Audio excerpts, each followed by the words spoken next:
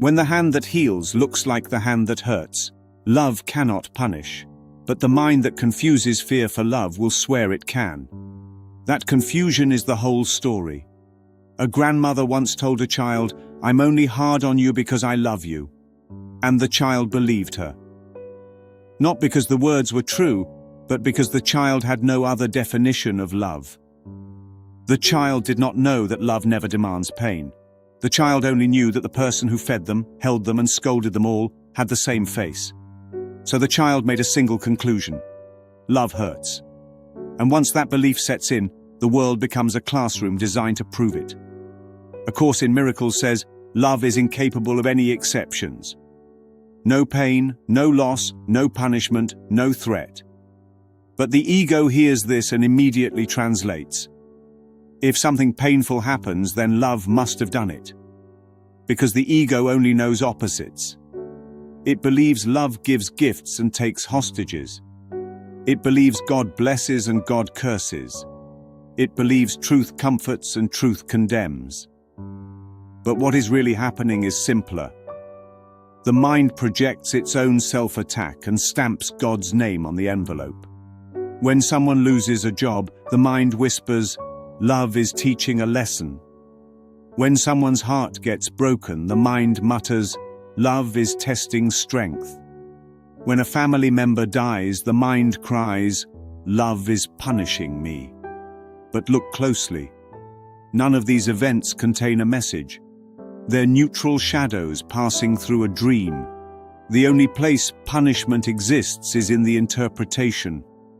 And the interpretation always comes from fear, not love. Imagine a lantern. Pure light. Soft. Warm. Unchanging. That's love. Now imagine the lantern surrounded by smoke. The smoke is the ego's belief in guilt. Stand too close and the smoke stings the eyes.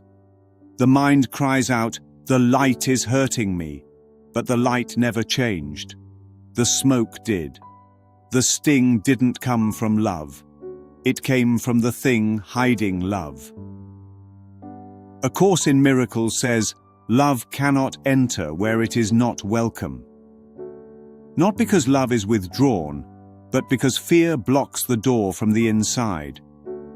So every so-called punishment is really a moment where fear refuses to let love in, and then blames love for not coming. Here's another story. A boy stands on a beach during a rising tide. He thinks the ocean is angry because the waves knock down his sandcastle. He yells, "Why are you punishing me?" But the ocean isn't punishing anything. It's just being what it is. The only thing that made it personal was the boy's attachment to his structure of sand. When adults lose the sandcastles they built, relationships, jobs, identities, they often say the same thing: love punished me. But really they're saying, my attachment collapsed and I think the one who created me is responsible. The Course would say, nothing real can be threatened. Nothing unreal exists. So what is punishment except the crumbling of an unreal thing? And what is love except the light that remains after the illusion falls? Why do we think love punishes? Because guilt whispers that someone has to. Because fear insists that loss is deserved. Because the ego believes that suffering makes it worthy. So when we ask, how can love punish? We're really asking, how did fear get dressed in God's clothing? How did guilt borrow the voice of truth? How did the smoke convince the mind the light was burning it? A Course in Miracles resolves it this way: only the mind can attack itself. And when the mind attacks itself, it needs a story. So it invents a God who strikes, a love that wounds, a truth that threatens. But the moment the mind stops attacking, the entire mythology collapses. Love didn't punish. Love didn't test. Love didn't teach through pain. Love didn't take anything away. Love stayed what it always was, the lantern untouched by the smoke, the ocean unchanged by the sand, the presence that holds everything without asking for anything in return.